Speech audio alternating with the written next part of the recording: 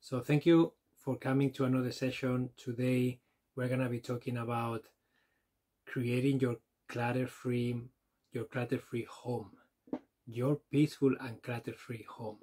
So today we're gonna be talking about decluttering, home organization, and it's gonna be a Q&A. I want to invite you to take questions, to share your experience, and some of you maybe have done my course, or maybe are in the process of doing my course that is called Creating Your Peaceful and Clutter-Free Home. Some of you maybe it's the first time that you are joining, and that's okay. But today I want to create some space for you guys to share and to really say what your questions are. And it's funny because today, thank you, Alison. Welcome to your new home. Yes, enjoy your new place. Yeah, so I moved into a new place, and this is not it, by the way, because of course nothing goes as planned. And what happened is that the internet was supposed to get installed on Friday, last Friday, and it didn't, because the technician couldn't get as high as he needed to do it or whatever. So I don't have internet, so I needed to come to my mom's house. So this used to be my bedroom a while ago, but now it has changed quite a bit. So I had to run here to connect to the internet because the internet in my phone wasn't good enough. So I almost canceled, but I didn't. I'm here with you. Hi, Jessica. First time, looking forward to doing your course. Amazing. Welcome. Thank you for joining. And yeah, I told myself, it doesn't matter that I'm moving. I am not saying no to my Insight Timer. I'm not saying no to the work I do because it's a priority for me. And there are no excuses. Everything else can get done after or before. And it's funny because what I'm doing now, I am moving into a new home, a new apartment. It's not furnished. It only had a few things, but the logistics behind setting up a new home, finding everything that you need, talking to people, I'm trying to be resilient, buy everything secondhand as much as possible. It's just a lot of work, and it really takes a lot of capacity, energy, and it really drains me. So yeah, this is a great example for me to really come down to the woods again and really realize, yeah, this is what so many of you are facing now. And now I am facing the same thing. So I can really relate to the feelings of feeling overwhelmed, feeling tired, feeling stress, anxiety, feeling like I want this to be done. I want to get going with the things that I want to do rather than the logistics of life. So yeah. So guys, I invite you to share in the chat. Do you have any questions about decluttering, about organizing? What can I support you with today? Laura says, moving can feel stressful. When I moved to my new home, I didn't feel like myself for months. Yeah, Laura, and you know what? It is true. You have to create that home wherever you are moving into. And this is why my wife Samantha and I, we place a lot of value in setting up a home that feels home. Setting up a place that doesn't matter where we are, we want to feel home. We want to feel comfortable. And we make it a priority to set that up. We don't want to drag this for weeks. We want to get it done as fast as possible. So some people don't need that, and this is something that is important to recognize. Some people can thrive, doesn't matter how the environment looks like, and some people, they thrive having an organized environment. So you have to learn more about yourself, more about how you feel, and sometimes you have to discover what that looks like, because many times we are not aware of the impact that physical clutter and lack of organization in your home can have in your mental health, in your productivity, in your mood, in your relationships with your family members. And sometimes we don't realize the huge connection between that and physical clutter, lack of organization systems, basically not feeling well in your home, basically feeling frustration. And frustrations, as you guys may know by now, if you have been coming to my sessions, I always say that frustrations are the entry points for you to discover things that you can change. Things that you can change in your life. So when you're feeling frustrated, that is a sign that there is something that it is not working. There is something that can use some tweaking, some changing. And it's very important to stay curious, to look at things without judgment, to be gentle with ourselves, and to really explore what can I do different here? How can I set up this space different? How can I have a different habit around this specific space or this specific task that I'm trying to do? Yeah. So in the course, so Kenya says, I will be implementing your 12 steps of letting go of things I may feel an attachment to as I continue to declutter one room at a time. So Kenya is referring to the 12 questions to be able to let go of emotional items. There is a list of 12 questions that you can ask yourself, and that is a resource that you can find. I have an audio that you can listen to, that you can find it. It is included in my course, and you can find it also in my website. So it's called the 12 questions to ask when letting go of emotional items or difficult items. And asking those questions are really, really helpful.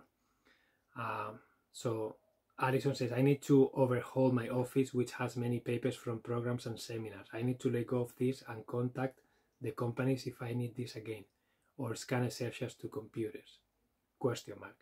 So Alison, one of the things that I find when it comes to papers and decluttering paper, it's really important to gain clarity first of what is it that you are doing and get all the answers that you need before you make decisions on those papers. I also recommend that you organize and move everything else and leave paper to the end if possible, because paper takes a lot of time. That's why I always organize the physical space first and then we do the paper after. But I want you to have a visual impact, a visual transformation. And I promise you that if you can create a visual transformation first, you're going to feel more empowered, more motivated, and you are going to get a feeling of how it feels like with a space that you feel well in. And then tackling the paper is going to be easier for you. Anytime you have lack of clarity about paper or you need answers, think about who can I ask to get this answer. Do I really need to keep these papers? Are they available online? Do I need to refer to them in the future? So maybe you need to ask your lawyer, your accountant, your partner, whoever that is, and then gain clarity about all the information that you need to make a confident decision. Because if you start tackling paper and decluttering paper and you don't have this clarity, you're going to have a really hard time deciding and knowing what to let go and what to keep. And it's very important to gain that clarity first. Okay, so let me see what else. Kathleen says, last Tuesday after your session, I spent a few hours organizing my living room. Now every time I walk through, it makes me feel so happy and peaceful. Kathleen, beautiful. Thank you for sharing, and I honor you for doing that. This is a clear example of why it is so important to create a transformation that is visually appealing to you. Because if you can do that, then you can move forward with more motivation and more intention.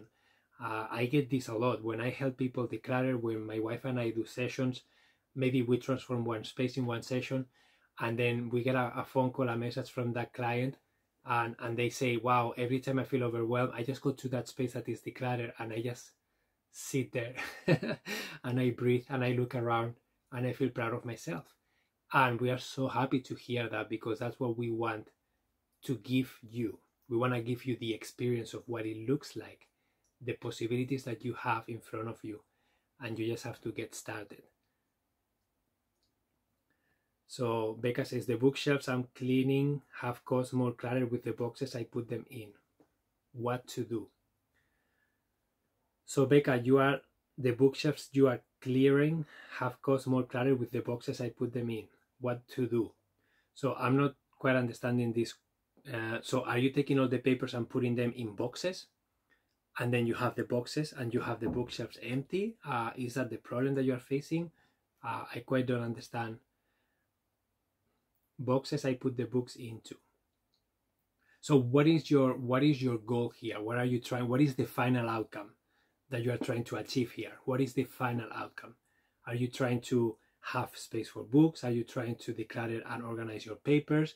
Are you trying to let go of things? Like, what is the final, like the snapping technique? If you could snap your fingers and you can see that space transform and finished, how does it look like? And this is what I always ask my clients. We always ask this to the clients before we get started. Like, if you could do this and you could see the space completely transform, however you like it, what do you see? Describe it to me. And that's what we use to make that space a reality. Because I am not a magician. I don't know what's in their brain. I don't know what you may want. And I don't make assumptions, because organization can look something different for each person. So I'm trying to understand what that person is trying to create and why, and then I can get in their mindset and I can help them co-create something together. But this is not me creating something for them. This is me helping them co-create something together. So making their vision a reality and tweaking it in an organized way.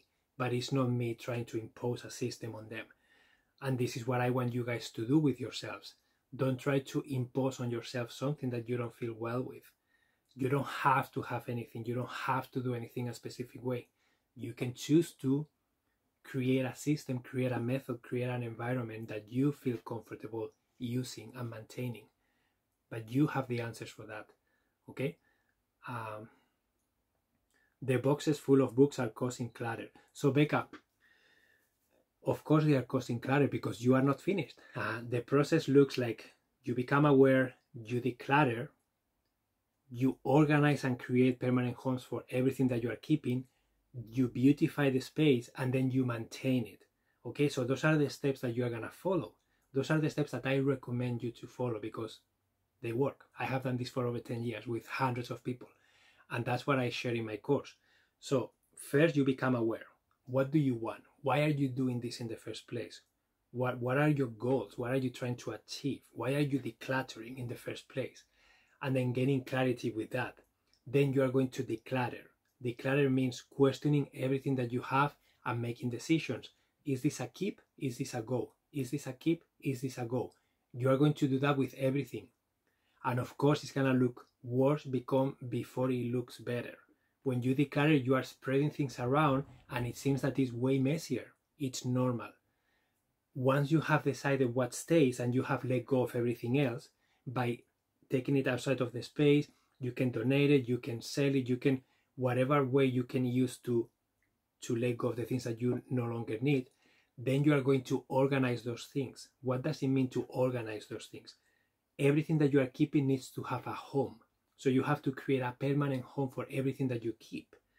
This is really important. If you don't have a permanent home, you are going to have physical clutter. Basically things that don't have a home. You don't know where to place them. So in your case, if you are decluttering books and you have books in a box, first of all, why did you put the books in a box? That will be my first question. Why are you doing that? Second, are those books keep or donate? Keep or go away? And if they are keep, where are you going to store them when you are finished? Are they going to live in a bookshelf, or do you have enough space to store all the books that you are trying to keep? Because this is another problem that I also face with clients.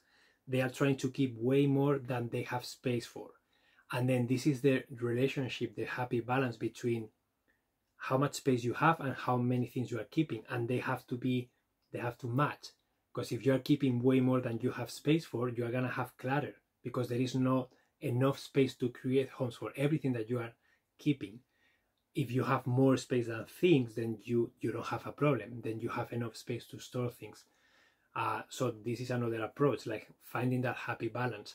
The smaller your home, the more intentional you have to be and the more ruthless you have to be with making decisions because you don't have the luxury of space. So depending on what you're trying to do, Becca, depending on what is your final outcome that you're trying to achieve, then you will create that home for those books if they are keep. If they are not keep, then I invite you to let them go, donate them, sell them, do whatever you need to. But I repeat again, when you guys are decluttering, things are gonna look messier before they look better. Okay? This is normal. It's always like that. Imagine you have a junk drawer, okay? And right now the drawer is closed and there is no clutter. But there is stuff inside that you want to organize. You're gonna open that drawer and what are you going to do? You're gonna take everything out. You're gonna empty the drawer somewhere, on a table, on a bed, on the floor. And then you're gonna say, oh my God, there is so much clutter. Well, you are in the process of decluttering. Of course there is clutter. Of course there are things laying around. You are making decisions. So you have to be gentle with yourself. You have to be patient. You need to understand the process. And you need to really understand that you are taking action and things look messier, but you are moving forward. This is the same when people are moving. They sometimes call me and say, Emilio, my house is a disaster. There are boxes everywhere. I need help. I am so disorganized. And then I go there and then I realize, wow, this person said, yeah, we are moving in 2 months. We are just getting ready to go to the new place. Well, then you are in a temporary chaos that is inevitable. You are going to move homes and it's going to be messy. Sooner or later, it's going to get messy. It's just the way it is. And I'm just moving homes right now. And even though I'm a professional organizer, if I show you a picture of the in-between, you will be like, who is this guy teaching us how to do this? And look at his house. It will be amazing. You will be like, that's so much clutter, so much stuff everywhere with no order or whatsoever. Because we just dump everything in there really quickly from the other home, and then we started to organize it and declutter whatever we didn't need. But it is a process and it takes time, okay? So I hope that that was helpful. Let me know if I can help you deeper, Becca, if I can support you further. So Kenya says, what's the best advice to organize paperwork besides leaving it last? So let's talk about paperwork, okay, for everybody. Every time I organize someone's home, someone's space, I always tell them the same thing. Don't get started with paper. We did that mistake and it didn't work. We did that. We spent probably 4 hours going through paper. We didn't create a visual transformation for that person. And I remember their partner came into the door 4 hours later, and this is what he said, literally, what have you guys have been doing for the past 4 hours? And we were looking at him, and look at the filing cabinet, look, we went through all this paper. So we didn't create a visual transformation. That day we learned the hard way how important it is to do that. Paper is very draining, takes a lot of energy, and it doesn't give you any visual transformation. That's why we always recommend to leave it to the last, okay? Of course, you will say, but I have to deal with papers now. I have to do my taxes now. Again, you are decluttering. This is not a 1-year process. It shouldn't be that long. It should be shorter than that. If you are doing papers, then I recommend that you do paper all at once. So gather all the papers that you have everywhere, put them all together, and then start going through that paper. And it's gonna be overwhelming, yes. The more volume you have of papers, the more overwhelming it's gonna be. But I can tell you that we have done paper sessions up to 8 hours straight with a client. We did a dentistry office one time. They wanted to go through all the paper that they had for the last 15 years. And we did it in 8 hours. That person pushed through, and I was tired, and I was telling her, I don't know how you have energy, I can't. I wanna go home. It's been enough for me. But in 8 hours, we did all the papers, boxes and boxes and boxes of paper. How did we do it? In the corridor, we started to create piles by year, and inside that year, we started to create piles by category that made sense to that person. So this is also paper is also I have a specific lesson in the course that I guide you through so that you have the specific step-by-step on how to do it. But basically, you are going to create the system while you go through the paper. So I invite you to gather all the paper, put it all in one place, and then I invite you to have space to spread papers to start creating the piles that you need. You can use the floor, you can use folding tables, you can use counters, you can use a bed, you can use whatever you want, but you have to have space to start creating piles. And if I were helping you, I will go paper by paper. What is this? And you will tell me, this is an utility bill. Do you need it? Yes. Okay. What's the name? Hydro. Okay, I will write on a piece of masking tape, Hydro. And I will put that label and I will start a pile that is called Hydro. Next paper. What is this? Oh, this is the insurance. Do you need it? No, I receive it by email. Okay, shredding. What is this? And then I will go like this, and you will think that it will take forever, and it goes really fast, honestly. The faster you make the decisions, the faster the process goes. And the sooner you decide what you are keeping and what you don't have to keep, the sooner we can go through all that paper. And then at the end of the process, you will have piles with specific names. So then I invite you to take those names and create. I always recommend to store papers vertically, like filing cabinet style. And you don't need to have a filing cabinet, okay? You can use a filing cabinet that there are big ones, small ones. You can use a banker's box that is like $2, and you can have legal size and the two sizes that are available, okay? Why vertical? Because vertical, you can have hanging folders, you can put the labels with the name, and you can look very quickly through them. And you can create those categories on that filing system, and all of a sudden you are done. Your paper is organized with labels that you understand. That's why I don't recommend that you organize alphabetically. I don't recommend that you follow specific systems that may seem confusing to you. I recommend that you use the names that you understand. And those are some of the ways that I would recommend you to do paper. And yes, Alison says, oh my God, only 8 hours. Alison, 8 hours. A whole, I think it was 15 years backlog of paper. You wouldn't believe it. I couldn't believe it. It's like, I can't believe we did all of this in 8 hours. And the person was super happy, very drained, but all of a sudden she was ready for taxes. She had a clear system moving forward. And it was just a one-day project. Can you believe that? It's amazing. But you don't have to do it in 8 hours. You can do it in more time, okay? So everybody has a different pace. This person had a lot of clarity about the categories that she needed to keep. She knew what the accountant needed. She knew what the taxes were required from her, what kind of category she needed to keep. So she had a lot of clarity, and she was making decisions really, really fast. That is the thing. That's why I invite you to really gain clarity about what you need. Because if you start facing the papers and you don't have the clarity and you cannot make the decisions, your brain is gonna get toasted in no time because you don't know what to do with it. And you're gonna feel overwhelmed. But if you have all the information, no, I don't need this. Yes, I need this. Oh, I only need 7 years of this. Oh, this is a no-brainer. No, I received it by email. It's digitally and I don't need a copy. No, my accountant told me that I don't need that. So all of a sudden you have so much clarity, and then you can create a system that makes sense for you. So let me see the comments.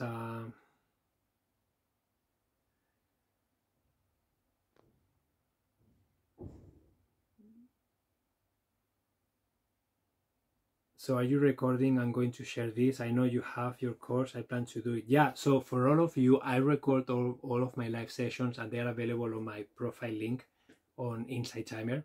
So if you just go to my profile link and you check in there, you will see an option that is Insight Timer Live Recordings.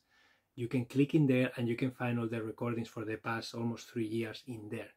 And now I am adding video and audio, so you can see my face too if you want to watch, or you can listen if you only want to listen on the go, okay? And you can find it on my profile link. I really recommend that you take the course if you can, and use the course Classroom to get support at the end of every lesson, because I designed that course to make it an experience for you, and to make sure that you can do this, because you can. I believe that you can. But there is a method, there is a process to it.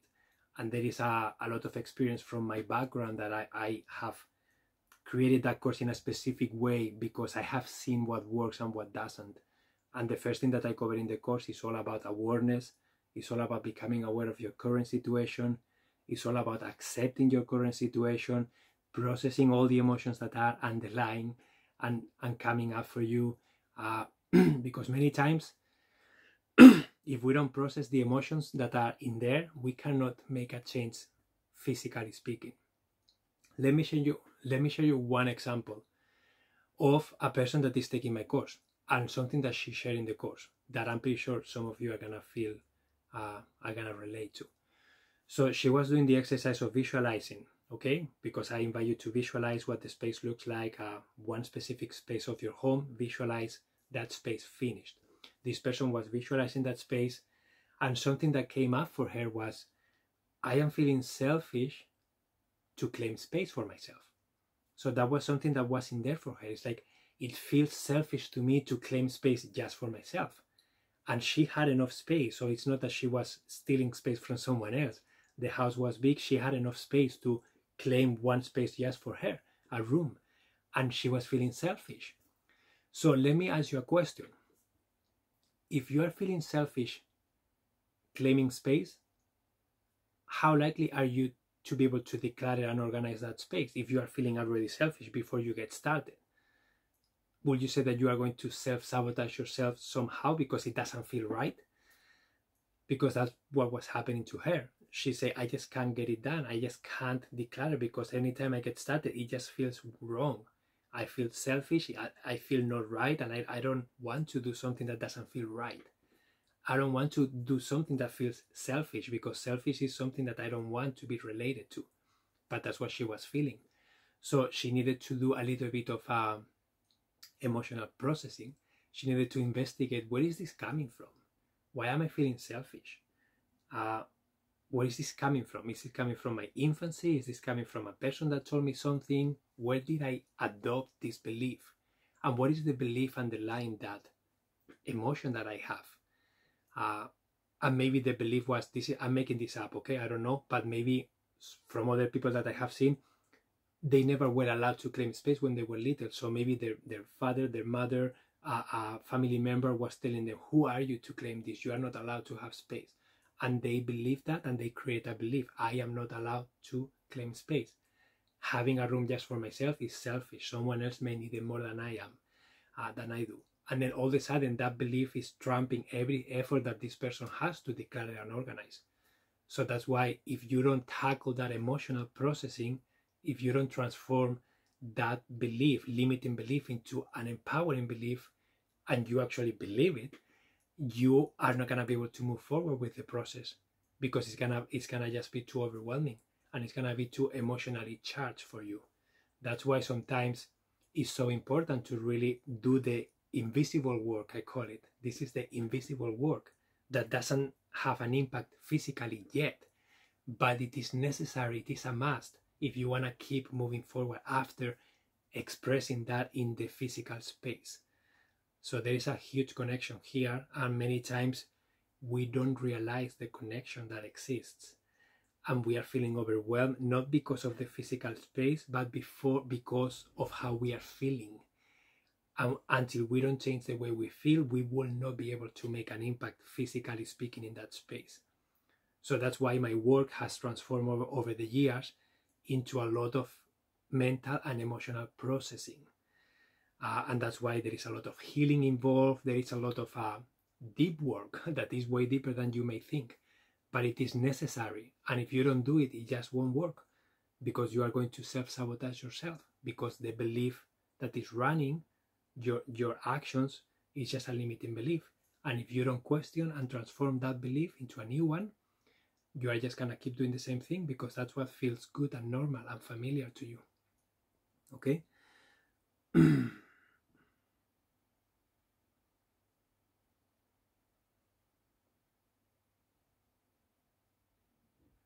So let me see.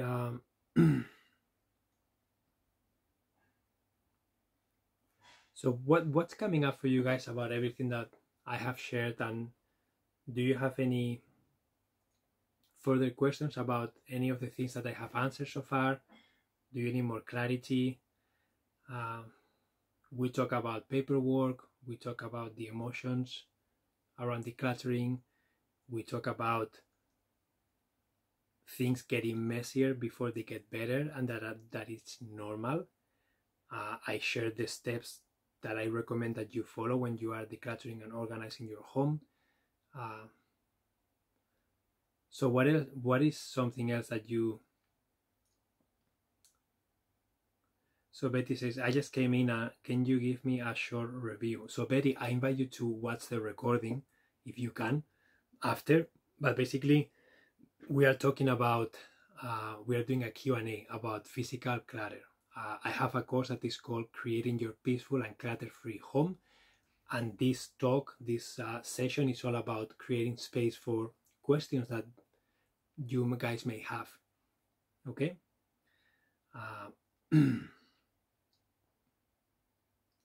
So I just joined. Can you share the steps again, please? Okay, I'm gonna share the steps because I think that this is a good reminder for all of you. So the steps that I recommend that you follow are First is becoming aware. Okay, becoming aware of your current situation, becoming aware of what you want to create, setting clear intentions, accepting your current situation, forgiving yourself for everything that you have done in the past that you didn't like, or it wasn't the right thing to do, whatever emotional and mental processing you need to do, and whatever you need to do to visualize and gain clarity about what you are trying to create, that I call awareness. And that's step number one. Because if you don't do that step, you are not going to have clarity to move forward with the next step. Okay, so awareness, becoming aware, setting intentions, visualizing your space finished, etc., etc. Second step is decluttering.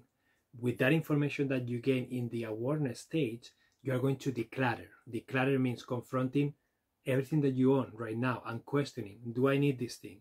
How is this thing going to help me achieve what I said in my awareness stage? So if in the awareness stage, for example, I'm looking at this room that I am in, and I ask you, what do you want to do in this room? And you tell me, I want to read, I want to work on my computer, I want to listen to music, I want to be able to record courses, I want to be able to sew. You tell me those 5 things. And we start going through things, and then all of a sudden, I just find this thing, and I say, okay guys, what's this? And then you tell me, I don't know, how is this gonna help you achieve any of the things that you told me? And then you're gonna say, it's not. So do we keep it? And then you will say, no, it's a donate. Okay, I will put it to donate. And then I will do that process with everything that you own. And then you will make decisions. That's the decluttering, step number 2, okay? Once you have done the decluttering everywhere in the room and you have assessed everything that you have, yes, everything. So the decluttering, we start in one corner of the room and we will touch everything in that room. We can do it by categories, we can do it by, there are different methods of doing it, and it depends on the person, it depends on the environment. I may choose one approach or another, but the decluttering is that, questioning everything that you have and making decisions, and only keeping what you really truly need, only keeping the things that belong in your life moving forward, and letting go of everything else. Letting go can mean sell, donate, auction, gift, whatever, but it's just leaving the space. It doesn't live in that space anymore. Okay, so step number 1, becoming aware. Step number 2, decluttering. Step number 3 will be organizing. Once you have decluttered everything that no longer belongs in your life, okay, you are going to, with the things that you have decided to keep, you are going to organize them. Organizing means creating permanent homes for everything that you are keeping. Everything needs to have a place that you are going to put it on. Okay, you are going to create systems. You're going to create a way for you to use that space conveniently, functionally, eliminate frustrations that you may, and then a way for you to be able to do the activities that you wanted to do. In this case, I saw listening to music, reading, working on the computer, I saw sewing, and whatever activities you chose to do. Okay, once you have organized, then you beautify. That will be the next step. You make the space looks amazing. You display the things that you love. You put art on the wall. You may paint the walls a different color. You may put a plant. You may display things that bring you joy, memories from trips, whatever you want. Is your space. Make it yours. Express it, in the way that feels good to you. That will be the beautifying, and then you will maintain it. Okay, that will be the maintenance. That will be the last step. Maintaining the space, having routines and ceremonies that allow you to maintain that space and keep it organized. Okay, so it's becoming aware, decluttering, organizing, beautifying, and maintaining. Okay, so those are the main steps. One mistake that I always see people doing a lot is they just go to the organizing right away, and they miss becoming aware, and they miss decluttering. And let me tell you one thing, it doesn't work. Let me repeat it again, it doesn't work. Let me tell you again, it does not work. Okay, so if you take that approach and you have a lot of things, it just doesn't work, because it doesn't make sense to organize things that you don't need. Most likely you have way too many things and you are overwhelmed. And if you are overwhelmed, the first thing that you need to do is declutter, is move the energy. It's bring fresh energy into the space that you are trying to organize and declutter. Okay, you have to move that stagnant energy into fresh energy with your intentions, with your goals, with your motivation, with the things that you want to create in your life moving forward. And that's how you start activating that space, energizing that space. And that's why the decluttering process can be so healing, can be so energetic, can be so draining too, because you are moving a lot of energy, you are questioning decisions you made, you are confronting memories that the items may have, etc., etc., etc. And that's why sometimes it's very difficult.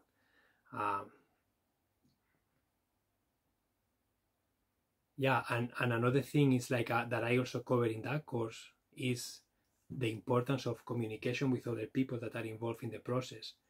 Communication clearly, respectfully. How can you do that in a way that is good, in a way that is respectful, in a way that honors everybody's needs and wants? And that is really, really important. So many times I try to organize spaces where family members interact, and many times I find myself being a mediator, because sometimes it's very difficult to sit them all in one place and to let them interchange ideas without getting upset, without getting emotionally charged. And sometimes it's really good to have someone else come up and then kind of serve as a intermediate, like okay, what do you want, what do you need, what do you want, what do you need, you told me this, you told me that, so what happens if we do this, how does that feel for you, how does that feel for you? And then it's easier to find the happy ground when everybody has the opportunity to express what they would like to see, what they would like to do, how they would like to feel, what frustrates them, what they love. And then all of a sudden they feel validated, they feel like they are a part of the process. And from that space of feeling that way, then you can co-create something as a family together. But that communication is essential first. Erin says, Emilio, can you suggest any process, flow, details for laundry in a house with 5 people who all contribute to washing, etc.? Keeping clothes off the floor. My husband is the biggest challenge for laundry clutter. So Erin, laundry, a big frustration for many, because we have to do it all the time, because we get dressed every day, right? Unless you are a nudist and you don't have clothes, that I don't believe many of you are, we all have to deal with clothes. So Erin, I have 2 recommendations for you, okay? I have an episode that I did on Inside Timer that is called Creating Your Laundry Flow. Creating your closet and laundry flow. That is the name of the episode. I invite you to find that and re-listen to that. But basically what I shared in that is the strategy on how can you create a system that allows you to keep a closet and a laundry system going, and why they are interconnected, right? And this is very simple. We all get dressed. So if you look deep down, how often you are going to do laundry is going to have a huge impact on how big your closet needs to be. Because if you do laundry once a week, you are going to need 7 sets of clothes if you want to change every day. If you do laundry every other week, all of a sudden you need double the amount of clothes before you do the laundry. If you do laundry once a month, all of a sudden you need to get dressed for 30 days without washing anything. And all of a sudden the amount of clothes that you need are going to be way bigger. So that's why there is a big connection and relationship between closet and laundry system. So in your case, 5 of you, I will recommend that you create a system that works for the people that are using it. In my family, there are 3 of us, okay? It's not 5, but there are 3 of us. Samantha and I, we share a bin in our bedroom. Anytime we have laundry, we put it in there.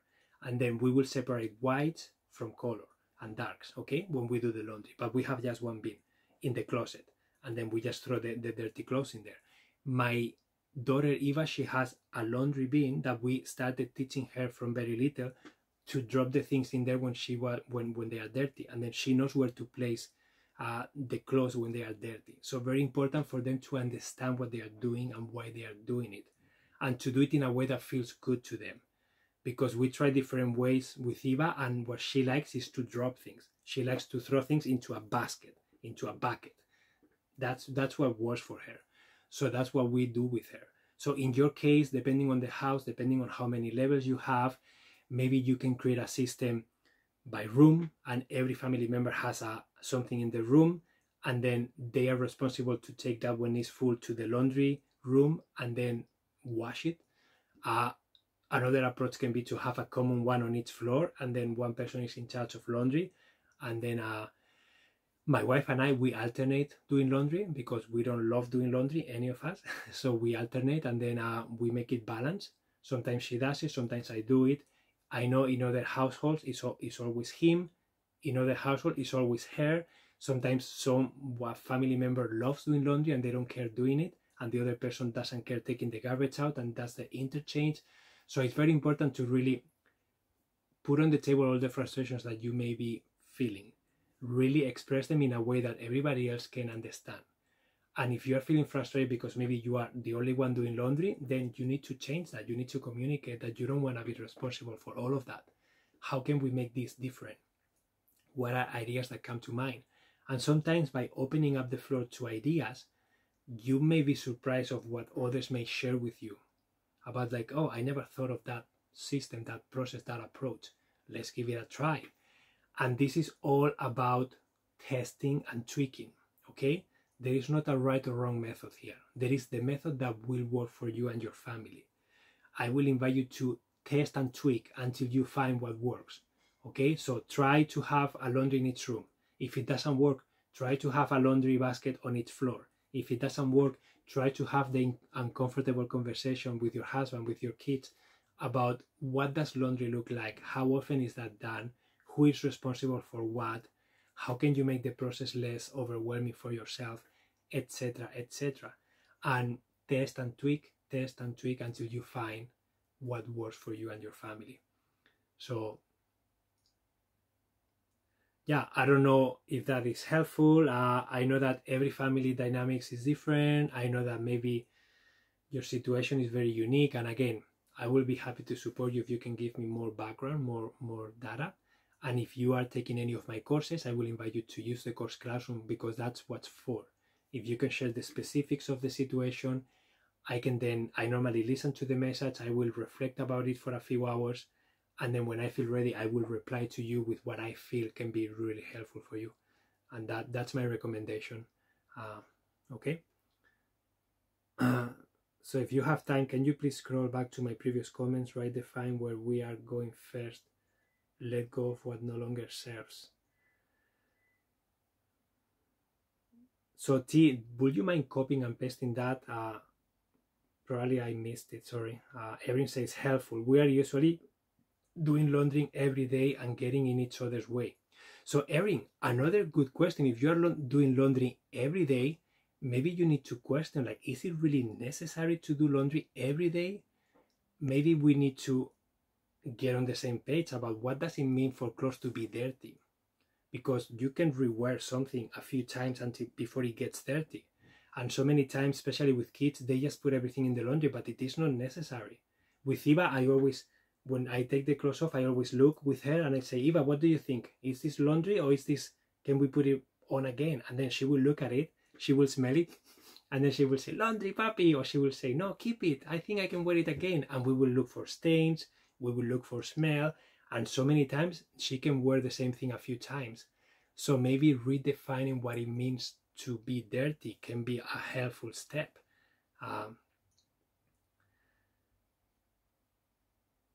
Yeah, and if some people get changed a few times a day and they put everything in the laundry, then that is a choice, because I guarantee you that most likely those clothes are not dirty. They don't have to be washed as often. So let me see. I'm gonna scroll down.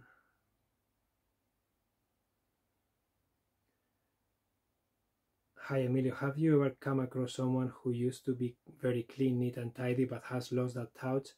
I'm still very clean, used to be very organized even 10 years ago, but now get really overwhelmed when I go into my closet. I always think I will declare on day X, but never do it. Any thoughts on how I can get started and keep the motivation? Yeah, so something has changed here for you, most likely. Life evolves for all of us, and sometimes we go through transitions, and sometimes we just evolve. We just change the way we do things. We change the way we do things. We change the way we operate. Our priorities may change, and there is nothing wrong with that. Sometimes maybe we don't place as much priority in how we look like, in how we keep our space organized. Maybe we are spending our time and energy doing something else. I guess my question to you will be, are you frustrated with this change? Are you trying to force yourself to do something that you truly don't want to be doing? Or are you truly frustrated with this and you would like to improve it? And if the answer is yes, I want to improve it and I am frustrated, then my next question will be to really understand what changed, what is underneath this physical change that you are noticing. Why are you developing different habits? And then I would probably look at life events that may have happened, things that may have made you change the way you think, the way you operate. And really, I will go deep into the awareness of what happened, what's going on, what are the beliefs underneath the habits that you are following. Is there anything you can process? Is there anything you can change? Maybe you are lacking exciting goals, exciting intentions, and maybe spending some time dreaming, some time with yourself, really discovering what's next for me in life, what is something that makes me excited. Sometimes that's needed.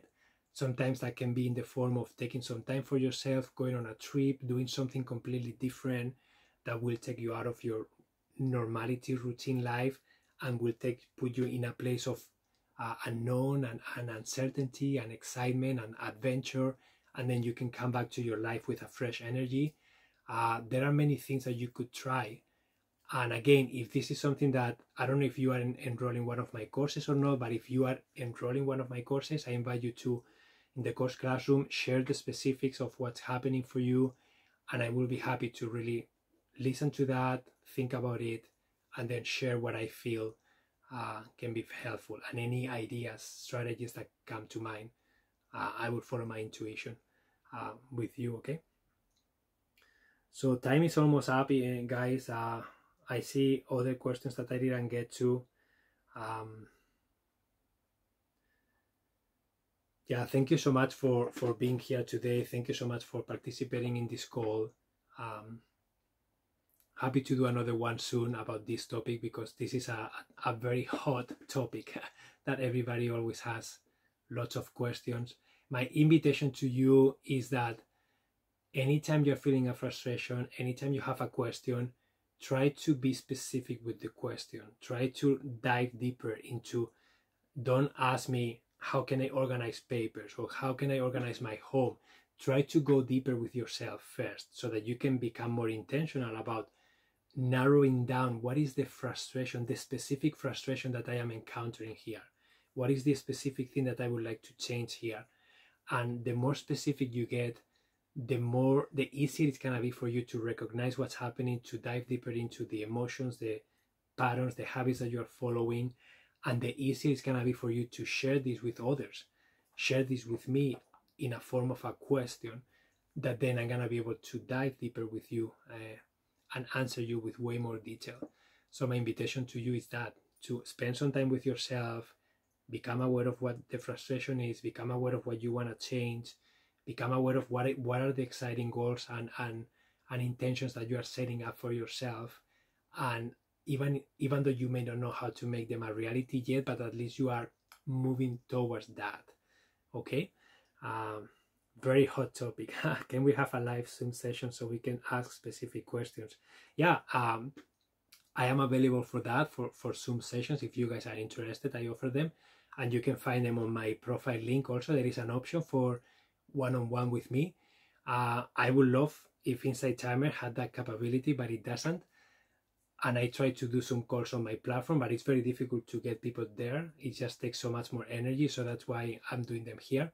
But yeah, you can actually book a call with me if you want to, or the easiest for you, if you are on Insight Timer and you are a Members Plus already, enrolling any of my courses. I have 5 of them, and use the course classroom to get deeper guidance from me. That's another option that you have available to you.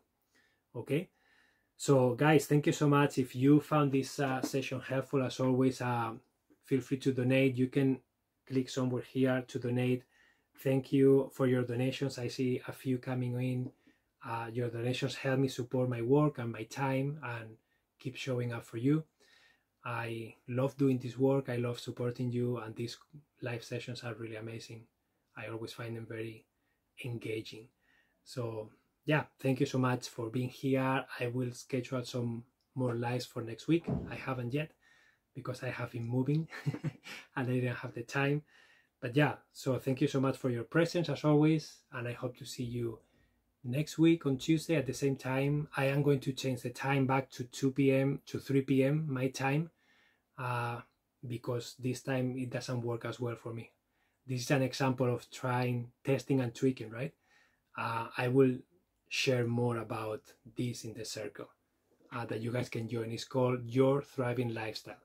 It's my Insight Timer circle. Okay? And if you guys are interested in a group workshop,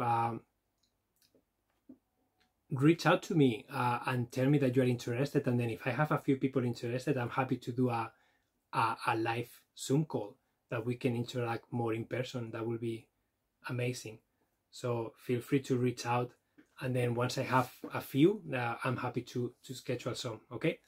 Guys, see you next week, or see you in my courses throughout this weekend if you guys are enrolled. Okay? Adios.